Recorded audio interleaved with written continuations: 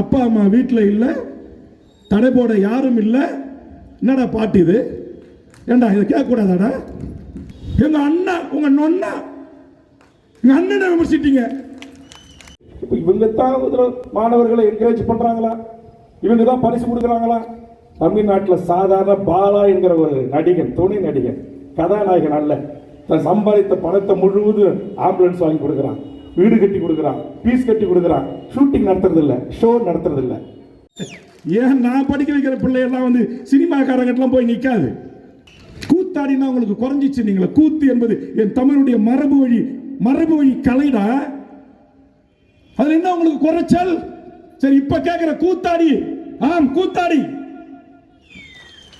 யாரா? தற்கூரி ஸ்கிரிப்ட் எழுதி 100 பசங்களை கூட்டு செலக்ட் பண்ணி அதுல பேச வைக்கிறீங்க. அது எங்க பாயெல்லாம் தொப்பா போட்டு நிக்கிறாங்க. கொல்லா போட்ட பாயை விட்டு தொலைக்காட்சியில யூடியூப்ல பேச வைக்கிறீங்க. உனக்கு தெம்பு இருந்தா, தெராணி இருந்தா, யோக்கி இருந்தா, தில் இருந்தா வேல்முருகன் அழகோல் எடுக்கிறவா. உங்களுடைய 40 ஆண்டு கால தமிழ் சமூகத்துக்கு நடிகர்கள் எந்த நடிகராக இருந்தாலும் நீங்கள் இந்த தமிழ் சமூகத்துக்கு ஆற்றிய பங்களிப்பு என்ன? வேல்முருகன் ஆற்றிய பங்களிப்பு என்ன? ஒரே மேடையில் விவாதிப்பிற்கு தயாராக இருக்கிற எந்த தொலைக்காட்சி உங்கள் பாடல் வரிகள் தமிழ் சமூகத்தை சீராக்கியதா, சீர்படுத்தியதா, செம்மைப்படுத்தியதா? நான் கேட்கிறேன். அப்பா அம்மா வீட்டில் இல்லை, தடை போட யாரும் இல்லை. என்னடா பாட்டு இது? ஏண்டா இதை கேட்கக்கூடாதாடா?